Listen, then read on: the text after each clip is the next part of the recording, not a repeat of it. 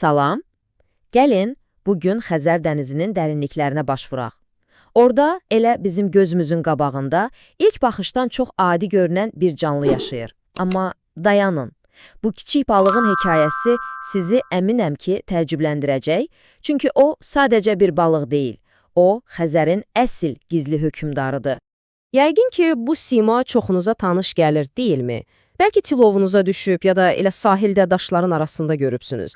Amma bu balaca canlılar o məsum görünüşünün arxasında elə böyük sirlər, elə qəribə hekayələr yatır ki, gəlin bugün o sirlərin üstünü birlikdə açaq. Elə isə başlayaq. İlk sualımız budur. Necə olur ki, bu adi görünüşlü balıq əslində bütün Xəzər ekosisteminin görünməz bir hökmdarıdır? Niyə o sadəcə bir ov deyil?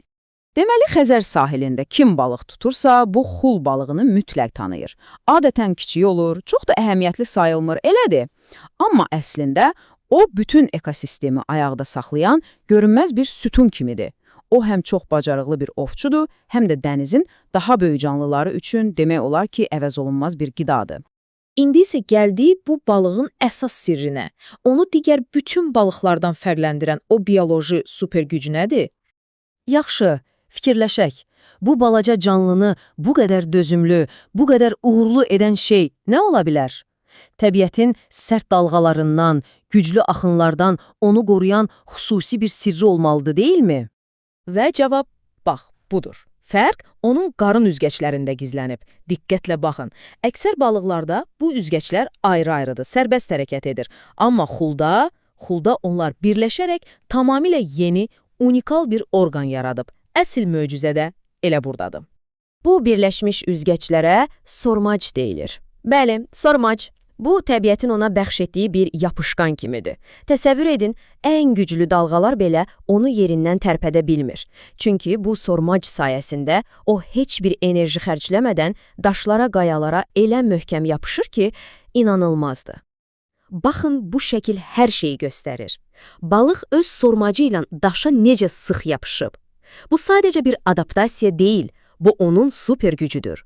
Bu güc ona daşlı sahil mühitində yaşamaq üçün rəqibsiz bir üstünlük verir. Yaxşı, bu inanılmaz adaptasiya ona sadəcə sağ qalmağa kömək etmir. Xeyr, bu xüsusiyyət onu bütün ekosistemin mərkəzinə, yəni bir növ kilit daşına çevirir. Gəlin baxaq, necə?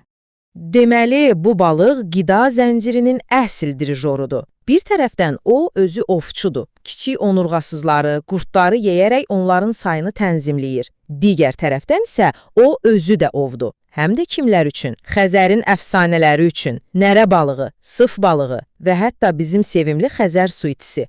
Onlar məhz xul balığı ilə qidalanır. Təsəvvür edirsiniz, bu balaca balıq olmasa, dənizin bu nəhəngləri ac qala bilər. Təbii ki, xul deyəndə bir çox növ nəzərdə tutulur.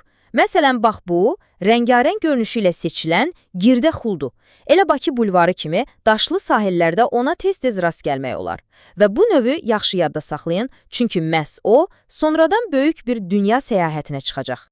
Bu isə Xəzər xuludur. Bu növ Xəzər üçün endemikdir.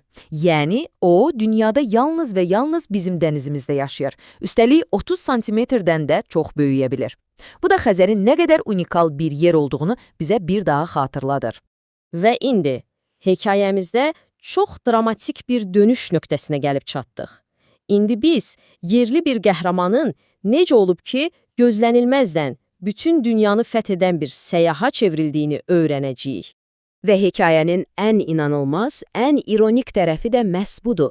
Xulunu öz evində bu qədər uğurlu edən hər şey, o məşhur sormacı, dözümlülüyü, hər cür şəraitə uyğunlaşma bacarığı onu yad sularda, başqa qitələrdə dayanılmaz bir işğalçıya çevirdi. Onun super gücü eyni zamanda onun ən təhlükəli silahı oldu. Bəs bu səyahət necə baş verir? Təsəvvür eləyin.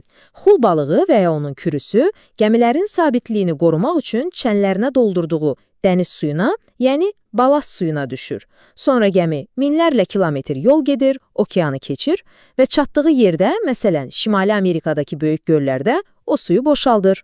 Vəssalam, bizim xul balığı artıq beynəlxalq sulardadır. Və yeni evinə düşən kimi, onun o məşhur dözümlülüyü dərhal işə düşür. Sürətlə çoxalır, qida və sığınacaq uğrunda yerli növlərə sanki meydan oxuyur. və çox vaxt da bu döyüşdən qalib çıxır.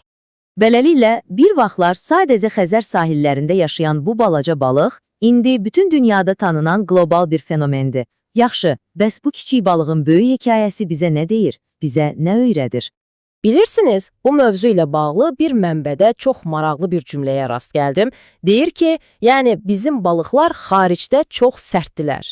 Məncə bundan daha yaxşı xülasə ola bilməz. Bəli, bizim bu balıqlar başqa sularda özlərini çox sərt aparırlar. Bəs bütün bu hekayədən çıxaracağımız dərslər nədir? Birincisi, gördük ki, adaptasiya əsl super gücdür. İkincisi, anladıq ki, xul kimi kiçik bir canlı belə bütün bir ekosistemin kilit daşı ola bilər. Üçüncüsü, şahidi olduq ki, yerli bir növün hekayəsi qlobal bir problemə çevrilə bilər. Və ən əsası, bir daha anladıq ki, təbiət bizim ağlımıza gəlməyən sürprizlərlə, gizli əlaqələrlə doludur. Və sonda sizi bir sualla tək buraxmaq istəyirəm. Görəsən, bizim ətrafımızda elə gözümüzün qabağında olan, amma əhəmiyyətini heç vaxt düşünmədiyimiz daha hansı belə gizli hökmdarlar var? Bəlkə də növbəti dəfə Xəzər sahilinə gedəndə ayağınızın altındakı daşa yapışan o kiçik balığa tamamilə fərqli bir gözlə baxacaqsınız. Taş gibi canım